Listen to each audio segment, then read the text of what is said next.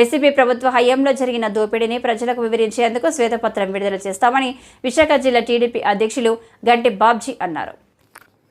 YCP దోపిడీపై శ్వేతపత్రం. TDP YCP ప్రభుత్వ హయాంలో జరిగిన దోపిడీని ప్రజలకు వివరించేందుకు శ్వేతపత్రం విడుదల చేస్తామని విశాఖ జిల్లా టీడీపీ అధ్యక్షులు గండి బాబ్జీ అన్నారు.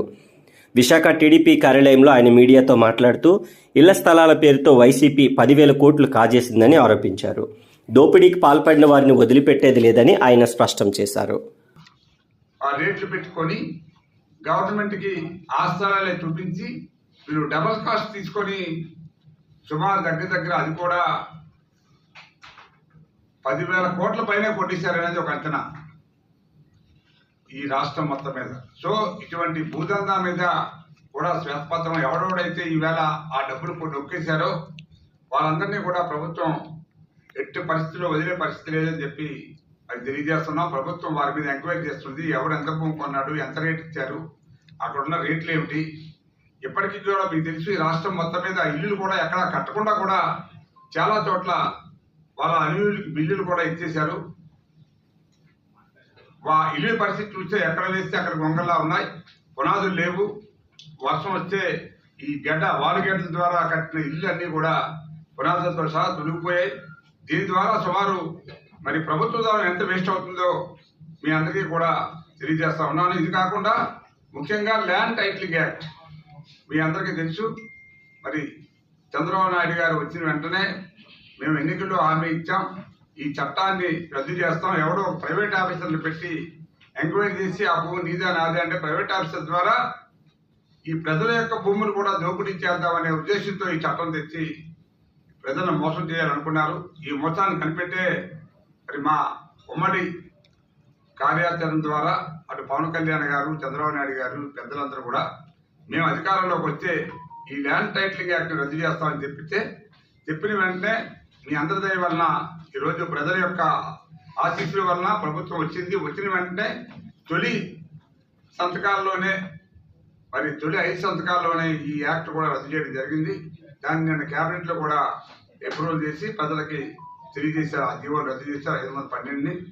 తద్వారా ఈ రాష్ట్రంలో పేద ప్రజల తాలూకా భూములకి ఎంతో సెక్యూరిటీ లభించింది.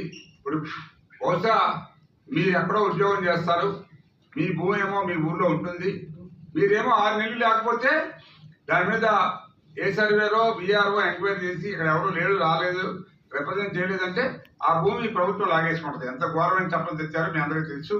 అందుకోసమనే ఇది పలు రాష్ట్రాల్లో ప్రభుత్వం కూడా ఒక మంత్రుల కమిటీ వేసి ఎంక్వైరీ చేయమన్నారు. ఏ రాష్ట్రంలో ఏ చట్టాలు అమలవుతున్నాయి, ఎట్లా ఉంటుంది, ల్యాండ్ గ్రాబింగ్ యాక్ట్ కూడా మనం సరైన చట్టం తేవాలనే ఉద్దేశంతో ఈవేళ చంద్రబాబు నాయుడు గారు ఆలోచిస్తున్నారు. దీన్ని గుజరాత్ రాష్ట్రంలో స్టడీ చేశారట. ల్యాండ్ గ్రాబింగ్ యాక్ట్ ఎలా ఉంటుంది, అక్కడ ఎలాగ అమలు చేస్తారో చూసి అది మన ఆంధ్ర రాష్ట్రంలో అమలు చేయాలన్న ఒక ఆలోచన ఉంది. ఆ యాక్ట్ యొక్క ఉద్దేశం ఏమిటంటే ఎవడైతే భూమి కబ్జా చేస్తాడో, సపోజ్ ఇప్పుడు నా భూమి ఎవరైనా కబ్జా చేస్తే కబ్జా చేసినోడే వాడు బాండ్రా కాదనేది కోర్టులో కానీ ప్రభుత్వం ముందు కానీ ప్రూవ్ చేసుకోవాల్సిన బాధ్యత వారికి ఉంటుంది.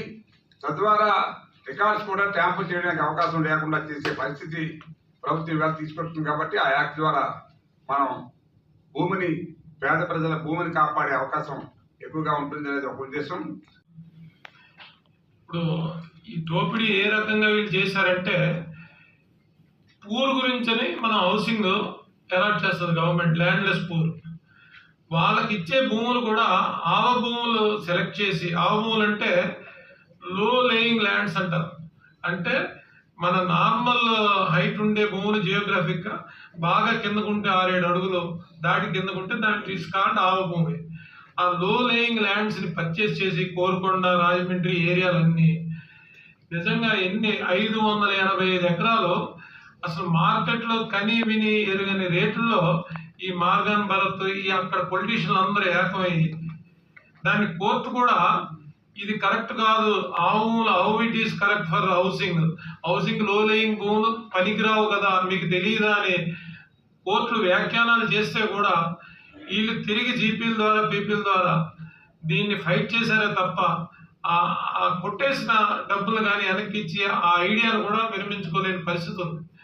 ఇప్పుడు హౌసింగ్కి ఇదే హౌసింగ్ పేరు చెప్పంటే ఒక్కొక్క దాని మీద దాని ఎలైడ్ స్కామ్స్ అన్నమాట. ఇదో స్కామ్ హౌసింగ్ కాదు. దీని ఎలైడ్ స్కామ్ ఏంటంటే దానికి ఇసుక తెస్తున్నాం అని చెప్పి 100 తట్లు ఇసుక కావాలనుకుంటే ఒక భూమికి సపోజ్ దానికి 1000 తట్లు ఇసుక రాయటం. ఇలాగా ఆ ఇసుక స్కామ్ ఈ ల్యాండ్లెస్ పూర్కి ఇచ్చే హౌసుల ద్వారా కూడా వందల కోట్ల రూపాయలు ఇసుక స్కామ్ చేశారు. ఇక దశపల్లా భూములు అయితే ఎక్కడైనా మీరు డెవలప్మెంట్ ఇస్తే సిటీస్లో అయితే నేను కొద్దిగా చిన్న చిన్న వ్యాపారాలు చేస్తాను. 60-40, 50-50, 30-70 ఉంటాయి. 30-70 వరకు 70 ల్యాండ్ ఓనర్లకు ఉంటాయి హార్ట్ ఆఫ్ ది టౌన్లో, 30 బిల్డర్కి ఉంటుంది. ఇక్కడ ఏంటంటే విచిత్రంగా 30% to the land owner, 70% to the ఈ ఎస్యూర్ డెవలపర్స్. ఈ ఎస్యూర్ డెవలపర్ అంటే నథింగ్ బట్ ఈ విజయసాయి రెడ్డి బినామీ. ఈ బినామీ ద్వారా ఆ దశపల్లా భూములు కొట్టేయాలి. ఫార్చునేట్గా ఏమైందంటే 5-6 నెలలు ఏదో అగ్రిమెంట్ అనుకుంటా, అది కాలదోషం పట్టింది ఆ అగ్రిమెంట్కి. ఇప్పుడు నాకు తెలిసి దశపల్లా తాలూకా భూములు ఎవరైతే కొన్నారో they will also after this fellow ఈ ఎస్యూ డెవలపర్ ఎమ్మటి వాళ్ళు పడతారు. ఎందుకంటే ఆ రోజు వాళ్ళు ఇష్టపూర్వకంగా నాకు తెలిసి ఇచ్చి ఉండరు. వీళ్ళు భయభ్రాంతులు చేయటం వల్ల